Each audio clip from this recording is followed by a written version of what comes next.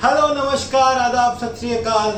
Welcome to this new video of our series HTML for beginners. दोस्तों इस series में हम HTML बिल्कुल स्क्रैच से सिखा रहे हैं and anybody who has not even done HTML और जिसको कोई आइडिया नहीं है HTML या वेब डेवलपमेंट के बारे में, वो भी इस सीरीज से देखकर वेब डेवलपमेंट सीख सकता है, HTML सीख सकता है। दोस्तों इस वीडियो को ज्यादा अच्छे से समझने के लिए मैंने इसी सीरीज के पिछले 2 वीडियोस के लिंक डिस्क्रिप्शन में डाले हैं, प्लीज उनको देखें और उनसे भी सीखें। तो दोस्तों वीडियो को स्टार्ट करने से पहले मैं आपसे एक रिक्वेस्ट करना चाहूंगा कि अगर आपने अभी तक इस चैनल को सब्सक्राइब नहीं किया है तो प्लीज इसे सब्सक्राइब करें। दोस्तों पिछले वीडियोस में हमने HTML से रिलेटेड काफ़ी चीज़ें सीखी थी। हमने जाना था कि HTML टैग्स क्या होते हैं, हेड टैग्स क्या होते हैं, बॉडी टैग्स क्या होते हैं और इनकी काफ़ी सारे चाइल्ड टैग्स के बारे में जाना था। बॉडी में हमने जाना था कि हेडिंग टैग्स क्या होते हैं, डिव टैग्स क्या होते हैं, पी टैग्स क्या होते हैं, इनलाइन एलिमेंट्स क्या होते हैं, ब्लॉक एलिमेंट्स क्या होते हैं। और दोस्तों हमने ऐसा एक सैम्पल वेब पेज बनाया था काइंड ऑफ एक क्वेश्चन आंसर का, आपको याद होगा दोस्तों। तो दोस्तों हम इन्हीं कंसेप्ट्स को आगे बढ़ाते हैं और आज की क्लास काफ़ी ज़्यादा एक्साइटिंग इसलिए है क्योंकि आज हम जानेंगे कि HTML वेब पेज में हमारे हम कैसे कोई इमेज या कोई ऑडियो या कोई वीडियो को इंसर्ट कर सकते हैं। तो काफ़ी इंटरेस्टिंग क्लास है दोस्तों, प्लीज़ फोकस के साथ देखिए। तो दोस्तों सबसे पहले जानते हैं HTML में IMG टैग क्या होता है, यानी कि इमेज टैग क्या होता है। तो दोस्तों इमेज टैग के ज़रिए ही हम एक HTML पेज में कोई भी इमेज डालते हैं, कोई भी इमेज एम्बेड करते हैं। दोस्तों HTML टैग जो है उसमें हम एक्चुअली इमेज इंसर्ट नहीं करते, इमेज रेफरेंस करते हैं। मतलब इमेज कहीं और होती है, हम उस इमेज का लिंक देते हैं अपने HTML वेब पेज में और इसी लिंक के ज़रिए हमारे वेब पेज के अंदर वो इमेज दिखती है। और दोस्तों इमेज का जो स्टाइल होता है, बेसिक सिंटेक्स होता है, वो कुछ ऐसा होता है। तो दोस्तों चलिए हम इसके बारे में जानेंगे। पहले हम एक बार इसको क्रिएट करके देखते हैं। मैं एक नया फाइल बनाता हूं दोस्तों आज की क्लास के लिए, जिसका नाम मैं रखता हूं HTML images.html और मैं ये बन गया हमारी फाइल। मैं इसको एक हेडिंग दे देता हूं दोस्तों,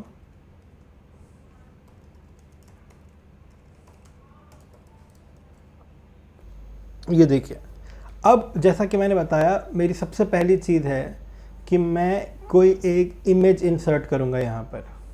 तो दोस्तों जैसा कि हम यहाँ पे देख रहे हैं इमेज का सिंटेक्स, उसके लिए मुझे IMG टैग देना होता है। src = mountain.jpg।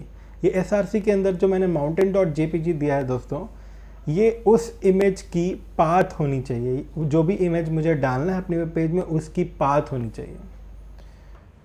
तो चलिए मैं यहाँ पे डालता हूँ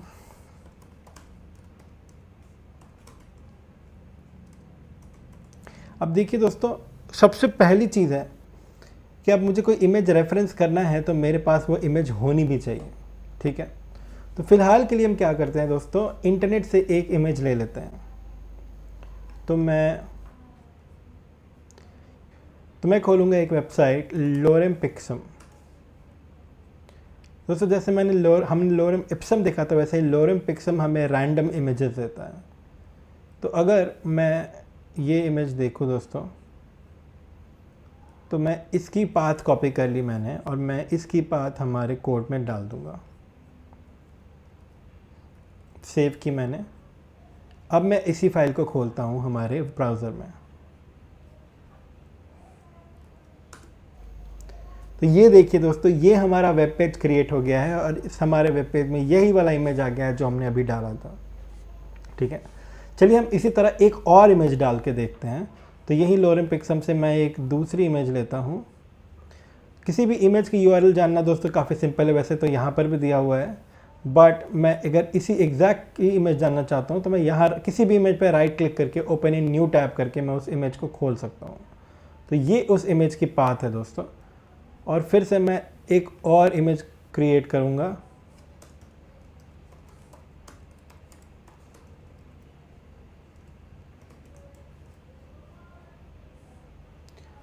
और ये भी ऐड कर दिया मैंने दोस्तों। दोनों अलग अलग इमेजेस हैं, देखिए, क्योंकि दोनों के पाथ अलग अलग हैं।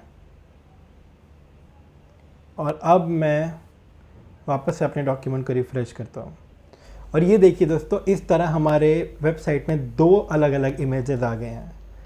तो कई वेबसाइट जो हम देखते हैं, फॉर एग्जांपल अगर मैं आपको न्यूटन स्कूल की ही वेबसाइट दिखाऊं तो न्यूटन स्कूल की वेबसाइट में कई जगह इमेज है दोस्तों। फॉर एग्जांपल ये एक इमेज है, नीचे हम जाएंगे, ये कंपनीज के लोगो उनके इमेजेस हैं दोस्तों। ये सारी इमेजेस हैं, ये सारी फ़ोटोज़ हैं, पिक्चर्स हैं, ये सारे पिक्चर्स हैं हमारे एडुकेटर्स के। ये कंपनी के लोगो अगेन इमेजेस है दोस्तों। ये सारे लोगोज भी इमेजेस हैं। तो काफ़ी सारे इमेजेस या पिक्चर्स हमने यूज़ किए हैं न्यूटन स्कूल के वेबसाइट में। अगेन मैं आपको कोई और वेबसाइट दिखाऊं जैसे कि flipkart.com, तो flipkart के .com में तो हज़ारों इमेजेस, लाखों इमेजेस मिल जाएंगे आपको, क्योंकि हर प्रोडक्ट के बहुत सारे इमेजेस हैं। ये सारी चीज़ें इमेजेस हैं दोस्तों। यहाँ भी हम राइट क्लिक करके ओपन इन न्यू टैब करके इस लैपटॉप की फ़ोटो देख सकते हैं। तो दोस्तों इमेजेस एक्चुअली बहुत ही इंपॉर्टेंट पार्ट होते हैं किसी भी वेबसाइट के अंदर। अब दोस्तों एक और चीज़ गौर करने वाली है कि यहाँ देखिए ये दोनों इमेज एक ही लाइन में आ रहे हैं। इसका क्या मतलब है? हमने पढ़ा था ब्लॉक लेवल एलिमेंट्स और इनलाइन एलिमेंट्स। तो इसका मतलब ये है दोस्तों कि इमेज टैग जो होता है या इमेज एलिमेंट जो होते हैं हमारे, वो इनलाइन एलिमेंट्स होते हैं। चलिए दोस्तों, अब हमने देखा कि अगर मुझे किसी भी वेब पेज में इमेजेस ऐड करने हैं तो मैं इमेज टैग दूंगा और SRC में उसकी पाथ दूंगा, ठीक है। अब दोस्तों ये पाथ, अभी तो मैंने इंटरनेट से इमेज निकाली है तो मैंने इंटरनेट की से उसकी पाथ कॉपी करके दे दी। बट अगर मुझे इंटरनेट से इमेज नहीं, मुझे अपनी से कोई इमेज देनी है, उसको अपनी कोई इमेज जो जैसे मेरे कंप्यूटर में पड़ी हुई है वैसी कोई इमेज अगर मुझे देनी है, मेरे फोल्डर में पड़ी हुई है वो इमेज देनी है, तो मैं कैसे दूंगा? तो चलिए वो भी देखते हैं दोस्तों। मैं अगेन एक तीसरी इमेज बनाऊंगा यहाँ पे। इस इमेज को मैं एक डिव से रैप कर दे रहा हूँ दोस्तों, क्योंकि मैं चाहता हूँ कि ये इमेज एक अलग लाइन में आए।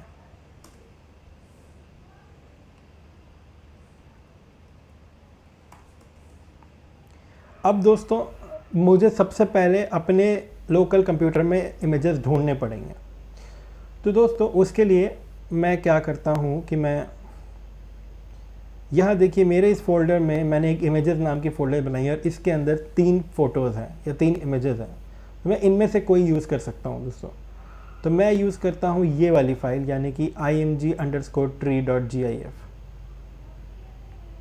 तो दोस्तों इसके बहुत सारे तरीके हो सकते हैं कि मैं कैसे ये इमेज यूज़ कर सकता हूँ अपनी वेब पेज में।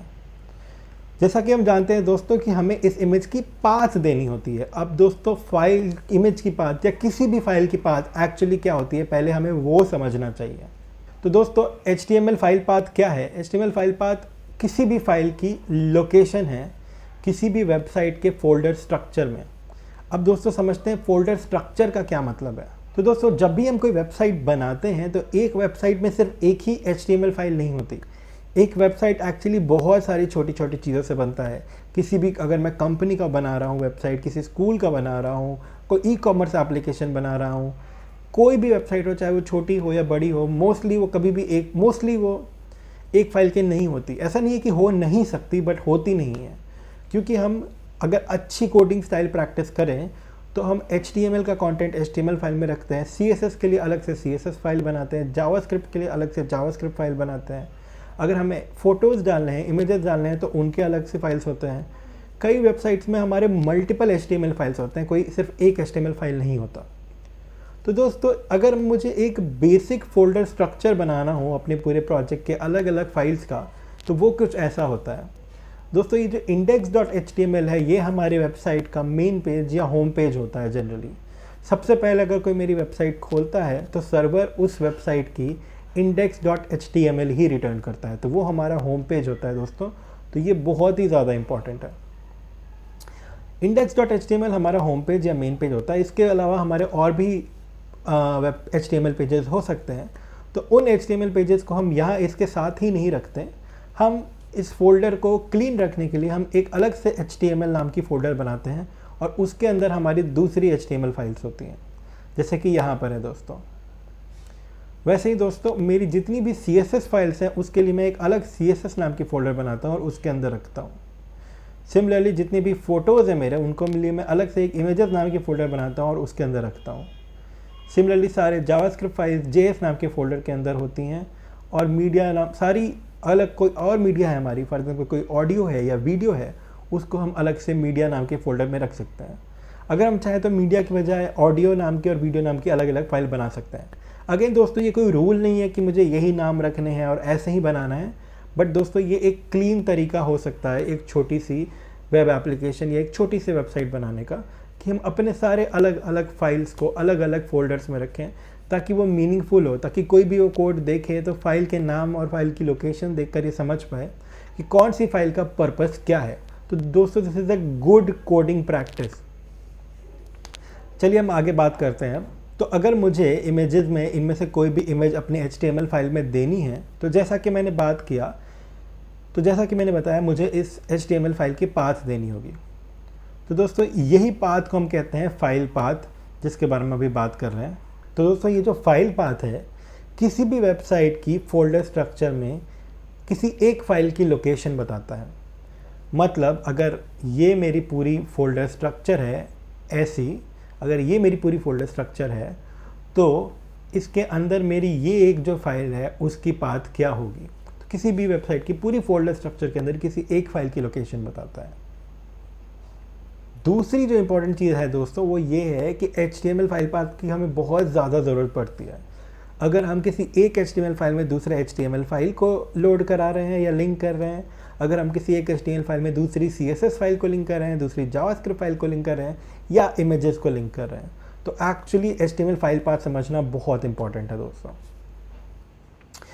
HTML फाइल पाथ दो तरह के होते हैं, जिसमें से सबसे पहला है absolute file path. Absolute file path यानी कि किसी भी फाइल की कंप्लीट URL यानी कि उसका कंप्लीट पाथ। ओके, जैसा अभी हमने क्रिएट किया दोस्तों कि हमने नेट से एक इमेज लिया और उस इमेज की पूरी पाथ हमारे एप्लीकेशन में डाल दी। तो जब हम इस तरीके से पूरी पाथ लिखते हैं HTTPS, बिल्कुल उसके रूट से, यानी कि HTTPS उस डोमेन का नाम और फिर उस फाइल की पूरी लोकेशन, तो बेसिकली हम इसको एब्सोल्यूट पाथ कहते हैं। तो ये तो थी इंटरनेट से डाउनलोड की फाइल, इसलिए इसकी एब्सोल्यूट पाथ ये थी। अगर मेरी जो फाइल्स है मेरी अपनी कंप्यूटर में हैं तो उसकी एब्सोल्यूट पाथ उस फाइल की कंप्लीट पाथ होगी दोस्तों with respect to my computer. इसका मतलब ये इमेजेस फोल्डर में अगर मुझे mountain.jpg को लाना है, ये जो मेरी इमेज है, तो मैं इसको राइट क्लिक करके यहाँ पे कॉपी पाथ करता और इसका पूरा पाथ मैंने कॉपी कर लिया। और अब देखिए दोस्तों मैं यहाँ पे इसकी पूरी पाथ को दे दिया, जो कि मेरी फोल्डर हिस्ट्री है, जो भी मेरी पूरी की पूरी फोल्डर है उसका पूरी की पूरी लोकेशन मेरे कंप्यूटर में है। रूट फोल्डर के अंदर यूज़र्स, उसके अंदर बाकी सारे सब फोल्डर्स, और उसके बाद है ये मेरा। दोस्तों अब अगर इसको मैं रिफ़्रेश करूं, तो दोस्तों इसको रिफ़्रेश किया और देखिए ये मेरा नीचे एक ये इमेज आ गया है। क्योंकि ये इमेज बहुत ही ज़्यादा बड़ा है दोस्तों, इसलिए ये इमेज अपनी पूरी विड्थ ऑक्यूपाई कर रहा है और मुझे इसको पूरा देखने के लिए राइट में ऐसे स्क्रॉल करना पड़ रहा है और नीचे ऐसे स्क्रॉल करना पड़ रहा है, क्योंकि बाय डिफ़ॉल्ट किसी भी वेब पेज में वो इमेज अपनी नेचुरल हाइट और विड्थ दिखाता है दोस्तों। तो ये भी इमेज आ गई। तो दोस्तों अभी हमने देखा कि मैंने इस फाइल की पूरी पाथ दी थी। अगर मैं फाइल इंटरनेट से डाउनलोड कर रहा हूँ तो मैं उसकी इंटरनेट से ऐसी पूरी पाथ दूंगा, और अगर मेरी फाइल मेरी लोकल फोल्डर के अंदर है तो मैं उसकी ऐसे पूरी की पूरी पाथ दूंगा। तो दोस्तों इसको कहते हैं एब्सोल्यूट पाथ, यानी कि मैं पूरी पाथ दे रहा हूँ फाइल की। Similarly there is something called relative path. दोस्तों रिलेटिव फाइल पाथ क्या होता है? रिलेटिव फाइल पाथ बेसिकली मेरी करंट HTML फाइल के रिस्पेक्ट में उस दूसरी फाइल की क्या लोकेशन है वो होती है। इसका क्या मतलब है दोस्तों? कि मेरी करंट HTML फाइल है ये html-images.html, ठीक है। हो सकता है ये जो मेरी HTML फाइल है ये किसी फोल्डर के अंदर होगी, जाहिर सी बात है। तो ऐसा हो सकता है कि जिस भी फोल्डर के अंदर हमारी फाइल है उसी फोल्डर के अंदर मेरी इमेज फाइल भी पड़ी हो। ओके, एक दूसरी चीज़ हो सकती है कि नहीं, उस फोल्डर के अंदर नहीं बट उसके पेरेंट फोल्डर के अंदर पड़ी हो, या फिर हो सकता है उसके किसी सिबलिंग फोल्डर के अंदर पड़ी हो। यानी कि दोस्तों html-images.html क्या है? ये इस HTML फोल्डर के अंदर है ये फाइल, और जो इमेज मेरे को चाहिए वो कहाँ पर है? वो है एक्चुअली HTML के सिबलिंग, यानी कि उसके पैरेलल में जो फोल्डर है इमेजेस, उसके अंदर पड़ी हुई है। तो बेसिकली मैं अपनी करंट फाइल के रिस्पेक्ट में जो दूसरी फाइल, जो दूसरी इमेज मुझे चाहिए, मैं उसके रिस्पेक्ट में उसकी पाथ दूंगा। अब दोस्तों पाथ देने के, ऐसे पाथ देने के काफ़ी सारे तरीके होते हैं। अगर मैं आपको वो तरीके दिखाऊं तो बेसिकली दोस्तों कुछ इस तरह की चीज़ें हो सकती हैं। अगर जो मेरा HTML फाइल है और जो मेरी इमेज है, या सिर्फ इमेज ही नहीं, जो मेरी दूसरी जावास्क्रिप्ट फाइल है, दूसरी CSS फाइल है, दूसरी HTML फाइल है, कोई भी दूसरी फाइल जो मैं यूज़ कर रहा हूँ, अगर वो मेरी सेम ही फोल्डर में है तो मैं डायरेक्टली उसका नाम ऐसे दे सकता हूँ, यानी कि image src = picture.jpg। दूसरा एक केस ये हो सकता है दोस्तों कि जो मेरी HTML फाइल है वो जिस फोल्डर में है उसी फोल्डर के अंदर एक दूसरी सब फोल्डर हो और उस सब फोल्डर के अंदर मेरी इमेज हो। यानी कि अगर मेरी फाइल HTML फोल्डर के अंदर है तो ऐसा हो सकता है कि HTML फोल्डर के अंदर एक और फोल्डर हो इमेजेस नाम की, और उस इमेजेस नाम के फोल्डर में हमारी इमेज फाइल हो। तो उस केस में दोस्तों हम ऐसे लिखेंगे, जो भी मेरी चाइल्ड फोल्डर है उसका नाम, और उसके बाद हम देंगे picture.jpg। और जो थर्ड केस ऐसा हो सकता है दोस्तों कि अगर कोई चीज़ मेरी पेरेंट फोल्डर के अंदर हो, मेरे जो HTML फाइल है वो HTMल फोल्डर के अंदर है, और HTML folder coding talkies with Vikas के फोल्डर के अंदर है, तो ऐसा हो सकता है कि मेरी इमेज भी directly coding talkies with Vikas के अंदर हो। तो जब हम ये डबल डॉट लिखते हैं दोस्तों, तो डबल डॉट का मतलब है एक फोल्डर ऊपर, एक लेवल ऊपर। तो मैंने एक लेवल ऊपर का ये सिंबल दिया और उसके बाद लिखा picture.jpg। दोस्तों ये 3 बेसिक सिंटेक्स है, बट ऐसा नहीं है कि हमेशा ऐसा ही होता है। हम कुछ एग्जांपल्स देखेंगे दोस्तों जिससे हमें ये बहुत ही क्लियरली समझ में आ जाएगा। तो दोस्तों मैं क्या करता हूँ, मैं अपनी इस फाइल को कॉपी करके एक बार HTML फोल्डर के अंदर पेस्ट कर देता हूँ, इसके पेरेंट में पेस्ट कर देता हूँ, ठीक है, और एक बार HTML के अंदर ही एक और फोल्डर क्रिएट करके, एक और चाइल्ड फोल्डर क्रिएट करके, अब मैं दूसरी एक इमेज इसके चाइल्ड के अंदर क्रिएट कर देता हूँ। तो देखिए दोस्तों मैंने ये 4 केस कवर किए हैं और इसके काफ़ी सारे और कॉम्बिनेशन भी बन सकते हैं। तो दोस्तों अब अगर मुझे रिलेटिव पार्ट डालनी है इस फाइल की, तो सबसे पहले बात करते हैं, अगर मुझे HTML फोल्डर के अंदर ही ये जो मेरी image3.gif है, सेम फोल्डर के अंदर ये HTML images.gif और ये दोनों सेम फोल्डर के अंदर है। दोस्तों चलिए इसको समझने के लिए हम एक नई फाइल क्रिएट कर लेते हैं ताकि हमें कन्फ्यूजन ना हो। तो मैंने एक नई फाइल क्रिएट की,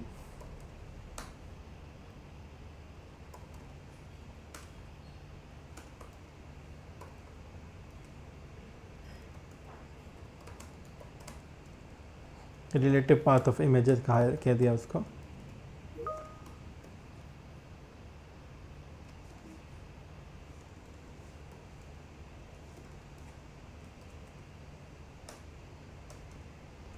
और यहाँ पर मैंने एक इमेज टैग बनाई,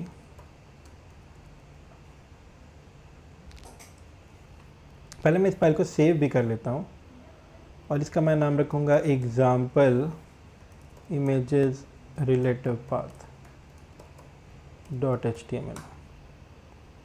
तो दोस्तों ये जो मेरी फाइल है और इमेज ट्री जो है वो सेम फोल्डर में है, इसलिए मैं डायरेक्टली इसकी नाम लिख सकता हूँ। और अब दोस्तों देखिए मैं इसको कॉपी करके अपने ब्राउज़र में चलाता हूँ।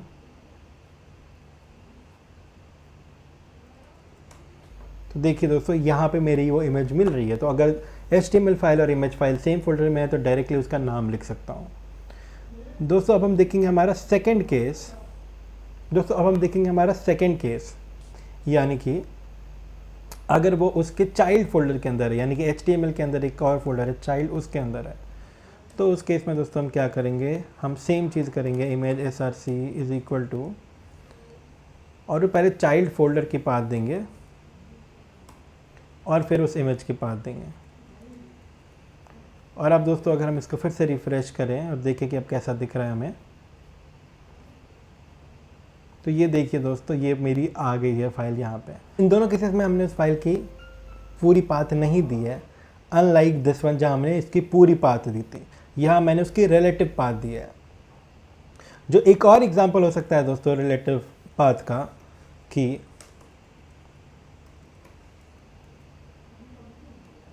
अब मैं इस div के अंदर मैं चाहता हूँ ये वाली इमेज ट्री एक्सेस करना जो कि इस HTML फाइल के पैरेलल में है, यानी कि उसके पेरेंट फोल्डर में है।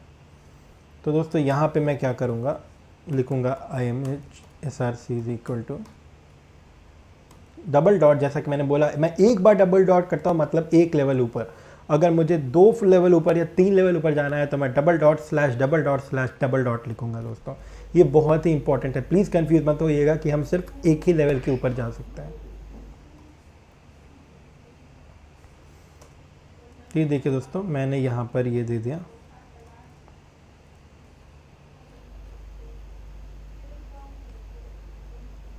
तो ये देखिए दोस्तों, ये हमारा पहला इमेज है जो अभी हमने बनाया है, और ये हमारा दूसरा इमेज है जो हमने पहले से बनाया हुआ था।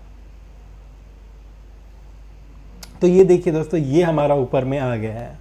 तो बेसिकली हम क्या देख रहे हैं कि इन तीनों तरीक़ों से हम अपनी रिलेटिव पाथ को एक्सेस कर पा रहे हैं। इन तीनों तरीके से हम रिलेटिव पाथ को यूज़ करके अपनी फाइल को एक्सेस कर पा रहे हैं।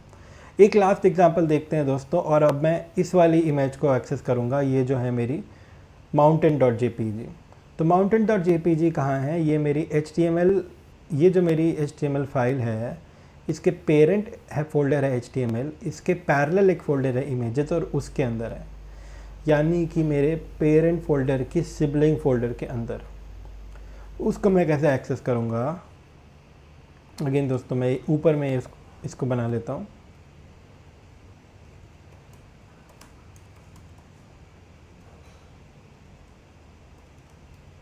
और मैं यहाँ पे लिखूँगा सबसे पहले मैं अपने पेरेंट फोल्डर में जाऊँगा यूजिंग डबल डॉट। फिर दोस्तों मुझे एक्सेस करनी है इमेजेस फोल्डर, तो मैं लिखूँगा इमेजेस, फिर इसके अंदर मैं उस फाइल को कॉल करूँगा। और अब दोस्तों देखिए, अगर मैंने इसको रिफ़्रेश किया तो देखिए ये मेरा इमेज पहला, फिर दूसरा, फिर तीसरा, फिर चौथा। तो ये दोस्तों मेरी इमेजेस ऐसे रेंडर हो रहे हैं यूजिंग रिलेटिव पाथ। तो ये होता है दोस्तों हमारा रिलेटिव पाथ। अगर हम किसी भी एक्सटर्नल इमेज की, जावास्क्रिप्ट फाइल की, CSS फाइल की या दूसरी HTML फाइल की, किसी भी फाइल की पाथ अगर हम अपने करंट फाइल के रिस्पेक्ट में देते हैं तो उसको हम कहते हैं रिलेटिव पाथ। और अगर हम उसकी कंप्लीट पाथ देते हैं तो उसको हम कहते हैं एब्सोल्यूट पाथ। अब दोस्तों एक बहुत इंपॉर्टेंट सवाल उठता है कि हमें कौन सी पाथ यूज़ करनी चाहिए, रिलेटिव पाथ या एब्सोल्यूट पाथ। ठीक है, तो दोस्तों अगर मैं अपनी कोड में एब्सोल्यूट पाथ यूज़ करूं तो मेरी कंप्यूटर में तो वो सही चलेगा, मेरे कंप्यूटर में इस पर कोई प्रॉब्लम नहीं आएगी। लेकिन दोस्तों जब मैं इसी चीज़ को वेबसाइट पे डालूंगा, लेकिन दोस्तों जब मैं इसी अपनी वेबसाइट को इंटरनेट पे डालूंगा, या फिर मैं अपने इसी कोड को किसी दूसरे इंसान को दूंगा, तब शायद उसकी फ़ोल्डर स्ट्रक्चर मेरी फ़ोल्डर स्ट्रक्चर जैसी नहीं हो, उसके लैपटॉप में भी ये सेम फोल्डर्स नहीं हो दोस्तों, राइट। अगर उसके लैपटॉप में भी ये सेम फोल्डर, ये सेम पाथ नहीं होगा दोस्तों, तो इन दैट केस हमारी वेब पेज पे वो इमेज रेंडर नहीं हो पाएगी। मैं आपको दिखा देता हूँ कि अगर मैं किसी भी इमेज को गलत नाम दूँ या गलत पाथ दूँ, तो जैसे यहाँ पे मैंने फालतू के 4x ऐड कर दिए, और अब मैं इसको रिफ़्रेश करता हूँ। तो देखिए दोस्तों यहाँ पर ये वाली इमेज मेरी गायब हो गई क्योंकि मैंने इसकी पाथ गलत दी थी। और यहाँ पर देखिए, अगर आप यहाँ मैं थोड़ा जूम करूँ तो ये यहाँ पर छोटे से एक इमेज की आइकन दिख रही है। इसका मतलब है कि इमेज को ये लाने की कोशिश कर रहा था बट इसको मिला नहीं। अगर मैं ब्राउज़र में राइट क्लिक करके इंस्पेक्ट में जाऊँ और कंसोल देखूँ तो यहाँ पे मुझे एक एरर भी आ रहा है कि इसको ये फाइल नहीं मिली है। तो ब्राउज़र एक्चुअली हमें ये इन्फॉर्मेशन भी देता है दोस्तों, fail to load resource, file not found, mountain xxxx.jpg।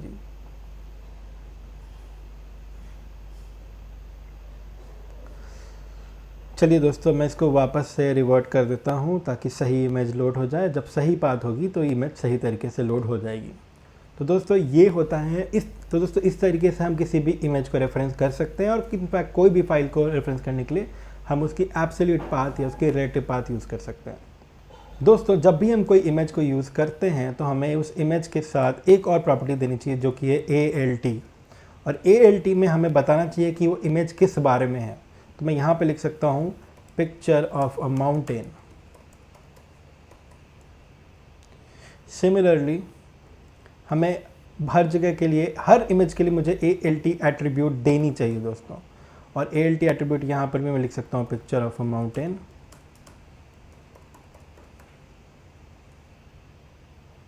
यहाँ पे मैं कुछ भी लिख सकता हूँ, पिंक ट्री। तो बेसिकली दोस्तों यहाँ पे भी मैं लिख सकता हूँ ट्रीज एंड माउंटेन्स। तो दोस्तों बेसिकली ये भी सेम है, तो मैं यही कॉपी पेस्ट कर देता हूँ। तो दोस्तों ये ALT एट्रीब्यूट का काम क्या है? दोस्तों ALT एट्रीब्यूट अगर आपकी एप्लीकेशन पर ना भी हो तो दिखेगा वो बिल्कुल वैसा ही जैसा कि पहले दिख रहा था, तो देखने में आपको अभी कोई इफ़ेक्ट नहीं आएगा। बट दोस्तों ALT एट्रीब्यूट के दो बहुत बड़े फ़ायदे होते हैं, जिसमें से सबसे बड़ा फ़ायदा ये होता है दोस्तों कि दोस्तों हमारे वेब पेजेस के कॉन्सेप्ट में एक बहुत ही इंपॉर्टेंट कॉन्सेप्ट है जिसको हम कहते हैं, दोस्तों हमारी वेब की दुनिया में एक बहुत ही इंपॉर्टेंट कॉन्सेप्ट है जिसको हम कहते हैं एक्सेसिबिलिटी। तो दोस्तों हम जो भी एप्लीकेशन बनाते हैं, हमारी कोशिश ये होनी चाहिए कि वो परफेक्टली एक्सेसिबल हो even for disabled people. Like कोई इंसान अगर ठीक से देख नहीं पाता, may be somebody is suffering from colour blindness और कैन नॉट सी प्रॉपरली, और somebody cannot hear properly, somebody cannot hear partially और somebody cannot hear completely। तो ऐसे हर इंसान के लिए भी हमारा वेबसाइट यूजेबल होना चाहिए दोस्तों, because we are trying to build an inclusive culture throughout the world. तो दोस्तों अब आपके मन में एक बहुत ही बड़ा चैलेंज आ रहा होगा कि मैं अपनी वेबसाइट को ऐसा कैसे बनाऊं कि जो लोग देख नहीं सकते वो भी इसको यूज़ कर सकें, क्योंकि वेबसाइट का तो पूरा खेल ही देखने का होता है। तो दोस्तों इसके काफ़ी सारे टिप्स हैं जिसके बारे में हम आगे चलकर बात करेंगे, बट ALT एट्रीब्यूट डालना भी एक्सेसिबिलिटी का एक पार्ट है। तो कुछ सॉफ्टवेयर्स होते हैं दोस्तों जिनको हम कहते हैं स्क्रीन रीडर। वो क्या करते हैं कि किसी भी वेब पेज के अंदर जो भी कंटेंट है उसको रीड करके सुनाते हैं। तो जो लोग देख नहीं पाते वो स्क्रीन रीडर का यूज़ करते हैं और स्क्रीन रीडर उनको पढ़ के बताता है कि उस वेबसाइट में क्या चीज़ें हैं। बट जैसे ही कोई इमेज आता है दोस्तों, इमेज को स्क्रीन रीडर नहीं पढ़ सकता क्योंकि उसको पता ही नहीं है कि ये इमेज किस चीज़ की है। इसलिए दोस्तों हम अपनी वेबसाइट में कभी भी कोई इमेज बनाते हैं या इमेज टैग यूज़ करते हैं तो हम साथ में ALT एट्रीब्यूट लेते हैं और ALT एट्रीब्यूट के अंदर हम उस इमेज का डिस्क्रिप्शन देते हैं, सो दैट अब जब वो स्क्रीन रीडर इस इमेज को पढ़ रहा होगा तो वो इमेज को तो नहीं पढ़ पाएगा लेकिन उसकी ALT एट्रीब्यूट को पढ़ पाएगा, और जब वो पढ़ेगा तो वो इंसान सुनकर ये समझ पाएगा कि अच्छा यहाँ पर वेबसाइट में एक पिक्चर है which is the picture of a mountain, इस केस में which is trees and mountains. तो दोस्तों इस तरीके से हम एक्सेसिबिलिटी के लिए तो दोस्तों इस तरीके से हम एक्सेसिबिलिटी की तरफ एक कदम बढ़ा सकते हैं। इसके अलावा दोस्तों हम अपनी इमेज में हाइट और विड्थ भी स्पेसिफाई कर सकते हैं। तो दोस्तों हाइट और विड्थ की इमेज में इतनी इंपॉर्टेंस क्यों है? क्योंकि अभी हम देख रहे हैं कि ये जो इमेज है मेरी बाय डिफ़ॉल्ट ब्राउज़र में उस अपनी एक्चुअल साइज़, अपनी जो डिफ़ॉल्ट साइज़ है उसमें रेंडर होता है, जो भी इमेज की साइज़ है वो उसी साइज़ में आता है। बट दोस्तों मेरी स्क्रीन तो छोटी है, मैं इतनी बड़ी इमेज नहीं दिखा सकता क्योंकि ये बहुत ही वियर्ड लग रहा है। मैं चाहता हूँ ये इमेज छोटे से में आए, जितने बड़े में मैं चाहता हूँ उतने से में आए। तो दोस्तों इसके लिए मैं क्या कर सकता हूँ कि मैं यहाँ पर एक इमेज, तो दोस्तों इसके लिए मैं क्या कर सकता हूँ कि मैं इस इमेज को एक हाइट और विड्थ दे सकता हूँ। फॉर एग्ज़ाम्पल मैं पहली वाली इमेज को ही लेता हूँ और मैं यहाँ पे लिख सकता हूँ हाइट और विड्थ को एज एन एट्रीब्यूट भी स्पेसिफाई कर सकते हैं हम इमेजेस में। मैं स्पेसिफाई करता हूँ विड्थ इज़ इक्वल टू 600। अब मैं इसको रिफ़्रेश कर लिया तो दोस्तों देखिए अगर मैंने सिर्फ विड्थ दी तो इस इमेज को इसने 600 पिक्सल तक ही बना दिया और हाइट को ऑटो एडजस्ट कर लिया उसके अकॉर्डिंग, ताकि उसकी एस्पेक्ट रेशियो ख़राब ना हो, जो उसकी हाइट और विड्थ की रेशियो है वो ख़राब ना हो। सिमिलरली दोस्तों हम चाहें तो इसको अगर हाइट को हम स्पेसिफाई करना चाहें तो हम वो भी कर सकते हैं, बट उस केस में इसकी एस्पेक्ट रेशियो ख़राब हो जाएगी। फॉर एग्ज़ाम्पल ये देखिए अभी ये इमेज का रेशियो वैसा नहीं रहा जैसा पहले था। तो हम दोनों ही स्पेसिफाई कर सकते हैं या हम कोई एक स्पेसिफाई कर सकते हैं, ब्राउज़र दूसरा ऑटो एडजस्ट कर लेगा। तो मैं हाइट हटा देता हूं दोस्तों। एक और तरीका जो है दोस्तों हाइट और विड्थ देने का वो है कि अगर मैं एट्रीब्यूट्स ना यूज़ करके स्टाइल, एक और तरीका जो है दोस्तों हाइट और विड्थ देने का ये कि मैं एट्रीब्यूट ना यूज़ करके मैं स्टाइल यानी कि CSS यूज़ करूँ और यहाँ पे भी मैं उसकी हाइट और विड्थ दे सकता हूँ, जो हमने देखा था पिछले वीडियोस में। तो ये देखिए दोस्तों, अब ये वाला इमेज भी मेरा छोटा हो गया है और अब ये 500 पिक्सल का हो गया है। तो दोस्तों अगर मुझे इसी इमेज के बगल में कोई टेक्स्ट देना है तो मैं बहुत ही सिंपली इसको कर सकता हूँ। तो मैं इसको एक H2 दे दूँगा और यहाँ पे लिखूँगा see the beautiful view of mountains. और इस H2 को और इस इमेज को सेम लाइन बनाने के लिए मुझे इस H2 को स्टाइल देना होगा, डिस्प्ले इन लाइन। इसके बारे में हमने पिछले वीडियोस में देखा था दोस्तों।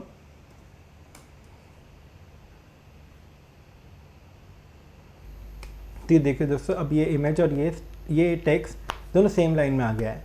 इसको हम और बेटर कैसे बना सकते हैं देखने में, ताकि ये टेक्स्ट या नीचे नहीं ये बीच में आए और भी लंबा टेक्स्ट हम दे सके, ये हम बाद में देखेंगे दोस्तों जब हम CSS की बातें करेंगे। तो दोस्तों ये था हमारा इमेज टैग। अब हम बात करते हैं दोस्तों कि हम किसी भी वेब पेज में ऑडियो या वीडियो कैसे डाल सकते हैं। सबसे पहले तो दोस्तों HTML में जो ऑडियो टैग होता है वो किसी भी वेब पेज में कोई भी साउंड या कोई भी ऑडियो फाइल को प्ले करने के काम आता है। और ऑडियो का सिंटेक्स बेसिकली सिर्फ इतना सा होता है दोस्तों। तो दोस्तों चलिए दोस्तों इसको कोड करते हैं। और सबसे पहले एक नई फाइल बना लेते हैं हम।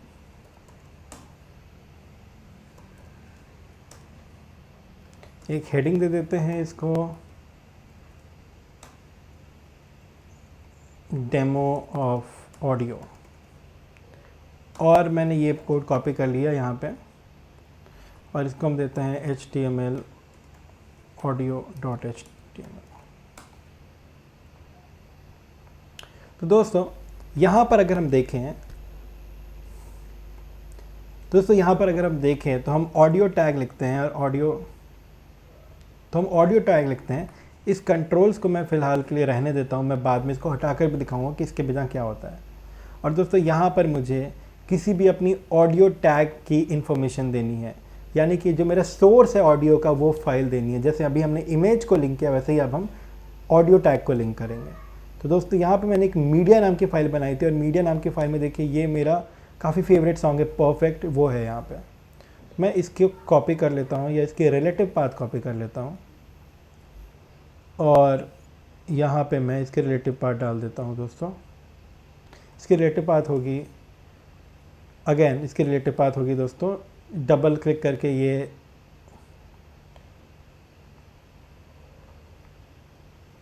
तो मैं इसकी रिलेटिव पार्ट डाल देता हूँ दोस्तों, जो कि होगी पहले हम पेरेंट फोल्डर में जाएंगे, फिर हम मीडिया फोल्डर में जाएंगे, फिर हम इस ऑडियो को लेंगे। और दोस्तों इसकी पाथ है और इसकी एक्सटेंशन है MP3। अगर मेरे पास फ़िलहाल के लिए मैं इसको हटा देता हूँ दोस्तों और हम इसको सेव कर और हम इसको चला कर देखते हैं दोस्तों इस फाइल को।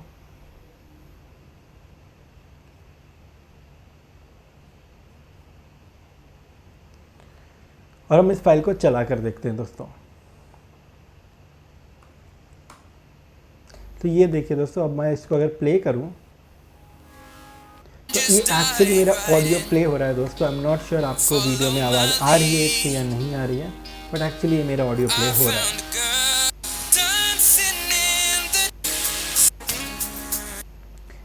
दोस्तों यहाँ पर देखिए, यहाँ पे मेरा प्ले एंड पॉज बटन है। यहाँ से मैं अपने वीडियो को यहाँ पे मेरा प्ले एंड पॉज बटन है। यहाँ से मैं अपने ऑडियो को नेविगेट कर सकता हूँ, इससे इसको म्यूट कर सकता हूँ, यहाँ से इसकी वॉल्यूम कम और ज़्यादा कर सकता हूँ। तो ये सारे कंट्रोल्स भी हैं मेरे पास। तो अब दोस्तों समझते हैं कि ये ऑडियो टैग क्या है। तो सबसे पहले हमने यहाँ पे देखा एक कंट्रोल्स नाम का यहाँ पे एक कंट्रोल्स नाम का एट्रीब्यूट है। तो कंट्रोल्स क्या है, अगर मैं कंट्रोल्स को हटा दूँ दोस्तों और मैं इसको फिर से चलाऊँ तो आप देखेंगे कि ये वीडियो, अब मुझे ये जो कंट्रोल करने के इसके लिए जो चीज़ें दिख रही थी, जो प्ले पॉज और वो सारी चीज़ें दिख रही थी, वो गायब हो गई हैं। बट ऐसा नहीं है कि ऑडियो गायब हुआ है, ऑडियो अभी भी है। उसको हम चेक करना चाहें तो हम इंस्पेक्ट करके चेक कर सकते हैं दोस्तों। ये देखिए, ये ऑडियो हमारा अभी भी है, ये ऑडियो हमारा अभी भी शो कर रहा है, ठीक है। बट वो प्ले भी हो रहा है और वो प्ले भी होगा दोस्तों। बट उसको कंट्रोल करने के लिए हमें कंट्रोल्स एट्रीब्यूट देना ज़रूरी है। वैसे ही दोस्तों एक एट्रीब्यूट है म्यूटेड। अगर मैं म्यूटेड एट्रीब्यूट देता हूँ तो आप देखेंगे ये वीडियो बाय डिफ़ॉल्ट म्यूट होकर आता है। मैं इसको अनम्यूट कर सकता हूँ। इसके अलावा दोस्तों जो हमारी मेन चीज़ है, मेरी सोर्स एलिमेंट है, इसके अंदर सोर्स एलिमेंट में मैं उस वीडियो का सोर्स देता हूँ और उसका टाइप बताता हूँ कि उसका टाइप क्या है। दोस्तों जो हमारे ब्राउज़र होते हैं वो सिर्फ 3 ही ऑडियो फाइल के टाइप्स सपोर्ट करते हैं, जैसे कि हमारा .mp3 हो गया, .wav हो गया या .ogg हो गया। सिर्फ यही तीनों फॉर्मेट के ऑडियो फाइल सपोर्ट करते हैं। हो सकता है कोई ब्राउज़र तीनों करता हो सकता है कोई ब्राउज़र एक ही करता हो या 2 ही करता हो। तो दोस्तों अगर हम चाहते हैं कि हमारा जो ऑडियो फाइल है वो सारी ब्राउज़र्स में वर्क करे, तो उसके लिए एक सेफ़ तरीका ये है कि हमें उसी सेम ऑडियो फाइल की 3 कॉपी बनानी चाहिए, एक .mp3 फॉर्मेट में, एक .wav फॉर्मेट में और एक .ogg फॉर्मेट में। और हमें फिर ये तीनों यहाँ पे देना चाहिए, .wav यहाँ पे भी, .ogg। तो दोस्तों ऐसे देने से ब्राउज़र क्या समझता है, अगर ये पहला वाला सोर्स उसको मिल रहा है तो ठीक है, वो पहले वाले को प्ले कर देगा। अगर पहला वाला उसको अवेलेबल नहीं है या किसी ब्राउज़र में सपोर्टेड नहीं है तो वो दूसरे वाले को प्ले करेगा। अगर दूसरा वाला भी सपोर्टेड नहीं है तो वो तीसरे वाले को तो प्ले करेगा। और अगर वो तीसरा वाला भी सपोर्टेड नहीं है दोस्तों, इन दैट केस किसी ब्राउज़र में इसका ये मतलब है कि उस ब्राउज़र में ऑडियो टैग सपोर्टेड ही नहीं है। एक्चुअली दोस्तों जो ऑडियो टैग है या ऑडियो एलिमेंट है, ये काफ़ी नया फीचर है और ये HTML5 के बाद ही स्टार्ट हुआ था। तो HTML5 इनेबल ब्राउज़र्स जो हैं हमारे, उनमें ये सपोर्टेड होता है। जो हमारे कई साल पुराने ब्राउज़र्स हैं जो HTML4 पे ही बेस्ड हैं, उनमें ये सपोर्टेड नहीं होगा। हो सकता है इंटरनेट एक्सप्लोरर के कई वर्जन में सपोर्टेड ना हो दोस्तों। तो उस केस में मुझे ये एरर दिख जाएगा मेरी ब्राउज़र पे, that your browser does not support the audio element, और वो ऑडियो प्ले नहीं हो पाएगा। ताकि मेरे यूज़र को एटलीस्ट ये समझ में आए कि ठीक है, यहाँ पर एक ऑडियो था बट मेरा ब्राउज़र इसको प्ले नहीं कर पा रहा है, इस वेबसाइट की गलती नहीं है। तो दोस्तों ये होता है हमारा HTML ऑडियो टैग। सिमिलरली दोस्तों अब हम बात करेंगे HTML में वीडियो टैग के बारे में। एक्चुअली वीडियो टैग और ऑडियो टैग काफ़ी सेम होता है, बस यहाँ पर ऑडियो की जगह वीडियो कर देना है हमें, और हमें उस सही वीडियो की लिंक देनी है। तो दोस्तों वीडियो जो है हमारा, मान लीजिए मैं ये वाली वीडियो यूज़ करता हूँ, new-video, तो ये सेम फोल्डर में है, इसलिए मैं इसकी पाथ दे दूँगा new-video.mp4, और इन दोनों को फ़िलहाल के लिए मैं हटा देता हूँ और यहाँ पे मैं mp4 कर देता हूँ। यहाँ पे मैं वीडियो एलिमेंट कर दूँगा, इस म्यूटेड को मैं हटा दूँगा। और अब मैं यहाँ पर जाके वापस इसको रिफ़्रेश करता हूँ दोस्तों, तो ये देखिए मेरा ये वीडियो यहाँ पर आ गया है दोस्तों। ये वीडियो मेरा रेंडर हो गया है। काफ़ी हद तक ये बहुत सिमिलर लगता है जैसे कि YouTube वीडियोस दिखते हैं हमारे। अब मैं इसको अगर प्ले करूँ तो देखिए दोस्तों, अब ये प्ले हो गया है मेरा वीडियो। अगेन यहाँ पे मैं इसको प्ले और पॉज कर सकता हूँ, यहाँ पे भी मैं इस वीडियो को नेविगेट कर सकता हूँ, इसको म्यूट कर सकता हूँ, इसको अनम्यूट कर सकता हूँ, वीडियो चेंज कर सकता हूँ और इसको फुल स्क्रीन भी कर सकता हूँ दोस्तों। तो काफ़ी सारे फीचर्स हैं यहाँ पर जो कि मुझे यहाँ पे दिख रहे हैं वीडियो के। ये वीडियो अपने आप लूप में प्ले हो रहा है दोस्तों बाय डिफ़ॉल्ट,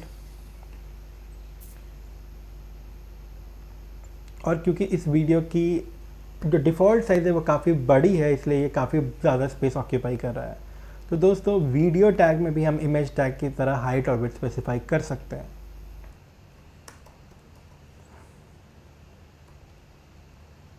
फॉर एग्ज़ाम्पल अगर मैंने 500 स्पेसिफाई किया, यहाँ के रिफ़्रेश किया, तो देखिए दोस्तों अब ये छोटा हो गया, 500 पिक्सल में आ गया है। अगर मैं इसको एक डिव टैग से रैप कर दूँ दोस्तों तो ये एक अलग लाइन में आ जाएगा।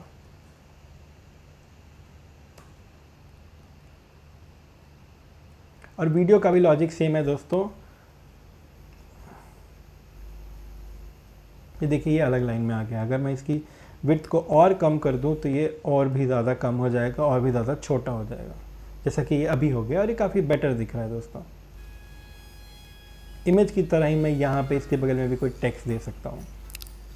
तो अगर आप ये देखिए दोस्तों, हमारे न्यूटन स्कूल पर भी एक वीडियो चलता है, बट दोस्तों ये एक यूट्यूब का वीडियो है, ये एक ब्राउज़र का डिफ़ॉल्ट वीडियो नहीं है। अभी जो हमने वीडियो डाला, ये ब्राउज़र खुद से ये वीडियो टैग करके दे रहा है, और ये वीडियो हमने यूट्यूब पर नहीं डाला है। ये एक रैंडम वीडियो है जो कुछ भी हो सकता है। हम फ़ोन से भी एक वीडियो रिकॉर्ड करके अपनी वेबसाइट पे ऐसे डाल सकते हैं। तो दोस्तों ये एक बहुत ही सिंपल चीज़ है, और इस वीडियो को जैसे हमने ऑडियो में देखा, हम वीडियो में भी सेम लॉजिक है। हम यहाँ पे इसकी सोर्स देते हैं। वीडियो में भी सिर्फ तीन ही फॉर्मेट सपोर्टेड है दोस्तों ब्राउज़र्स। तो अगेन दोस्तों हमें सेम ही वीडियो की अलग अलग एक्सटेंशन में कॉपी बना कर रखनी चाहिए और उन सबको यहाँ पे रेंडर कराना चाहिए सोर्स में, सो दैट अगर ब्राउज़र को पहला वाला सपोर्ट ना हो तो सेकेंड वाला या थर्ड वाला सपोर्ट कर सके, और अगर तीनों कोई सपोर्ट ना हो तो वो ये एरर देगा, your browser does not support the video element. Similarly दोस्तों यहाँ वीडियो में भी कंट्रोल्स होते हैं, हाइट एट्रीब्यूट होता है, विड्थ एट्रीब्यूट होता है, यहाँ पर भी म्यूटेड एट्रीब्यूट होता है। मैं म्यूटेड ट्राई कर सकता हूँ यहाँ पे, देखिए दोस्तों अब ये वीडियो डिफ़ॉल्ट म्यूटेड आ रहा है। एक और एट्रीब्यूट होता है दोस्तों जिसको हम कहते हैं ऑटो प्ले। अगर मैं ऑटो प्ले दे दूँ दोस्तों तो देखिए ये वीडियो अपने आप प्ले हो गया, मुझे इसको प्ले करने की ज़रूरत नहीं पड़ी, ये वीडियो अपने आप मेरा प्ले हो गया। मैं फिर से रिफ्रेश करके दिखाता हूँ दोस्तों, देखिए वीडियो अपने आप प्ले हो गया, मुझे इसको प्ले करने की ज़रूरत नहीं पड़ी। तो अगर मैं ऑटो प्ले एट्रीब्यूट देता हूँ तो वीडियो मेरी अपने आप प्ले हो जाती है। तो दोस्तों जैसा कि हमने वीडियो टैग को देखा, वीडियो टैग वेब पेज पे वीडियो को डालने के काम आता है और इसके सिंटैक्स भी हमारा कुछ ऐसा होता है। यहाँ पर भी हम हाइट और विड्थ दे सकते हैं। जो हमारे ऑडियो और वीडियो के एट्रीब्यूट्स हैं वो है कंट्रोल्स, वो है सोर्स, और वो है हमारे ऑडियो और वीडियो टैग के भी जो हम टेक्स्ट देते हैं, ताकि अगर ब्राउज़र ऑडियो और वीडियो को सपोर्ट ही नहीं करता तो वो टेक्स्ट हमें दिख जाए। और फाइनली दोस्तों अगर हम ऑटो प्ले एट्रीब्यूट को यूज़ करते हैं तो हमारा ऑडियो या वो हमारा वीडियो ऑटोमेटिकली प्ले हो जाता है। दोस्तों आप ऑब्जर्व कर रहे होंगे तो ये जो वीडियो जैसा मैंने कि बताया कि ये जो वीडियो है मेरा यूट्यूब वीडियो नहीं है, बट आप कई वेबसाइट पे देखेंगे कि जो यूट्यूब की वीडियो है वो एम्बेडेड होती है। तो यूट्यूब की वीडियो को तो हम इस तरह से एम्बेड नहीं कर सकते, बट अगर मुझे अपनी वेबसाइट पे कोई यूट्यूब वाली वीडियो को एम्बेड करना है तो अगेन दोस्तों बहुत ही ज़्यादा सिंपल है। इनफैक्ट आपको कुछ भी नहीं करना है, यूट्यूब भी आपके लिए सब कुछ कर देता है। तो दोस्तों मैं क्या करूँगा, यहाँ पर मैं एक अलग से डिव बना दूँगा और यहाँ पे मैं इस YouTube वीडियो को डालूँगा। तो दोस्तों यहाँ पे मेरी एक कोडिंग टॉकीज विद विकास की ही वीडियो है और मैं इस वीडियो को देखूँगा कि हम इसको एम्बेड कैसे कर सकते हैं अपने चैनल पे। तो दोस्तों मैं यहाँ पे क्लिक करूँगा, शेयर पे। तो दोस्तों मैं यहाँ शेयर पे क्लिक करूँगा और यहाँ एम्बेड पे क्लिक करूँगा और देखिए दोस्तों यहाँ इसने मुझे मेरा पूरा कोड दे दिया है। मैंने बस इस कोड को कॉपी करना है और मैंने इस कोड को पेस्ट कर देना है यहाँ पे जाके। अगर आप गौर करें दोस्तों तो इस कोड में भी मैं हाइट और विड्थ स्पेसिफाई कर सकता हूँ। और अब हम जाएंगे दोस्तों और इस पेज को रिफ्रेश करेंगे और ये देखिए दोस्तों यहाँ पे हमारा YouTube का वीडियो भी आ गया है और YouTube का चैनल का नाम, YouTube के चैनल की टाइटल, यहाँ पे मुझे मेरा शेयर बटन दोस्तों, यहाँ पे मेरा वॉच लेटर और यहाँ पर मेरी और भी सारे कंट्रोल्स आ चुके हैं जो कि YouTube के हैं। YouTube का full screen, again play pause settings button, सारी चीज़ें आ रही हैं हमारी। तो इस तरीके से हम एक YouTube वीडियो को भी अपनी वेब पेज पर एम्बेड कर सकते हैं दोस्तों, और ये भी काफ़ी इजी है। और जैसा हमने देखा हम इसकी हाइट और विड्थ को भी चेंज कर सकते हैं। अगर मैं चाहूँ इसकी हाइट और विड्थ को चेंज करना, या अगर मैं चाहूँ इसकी हाइट और विड्थ को चेंज करना,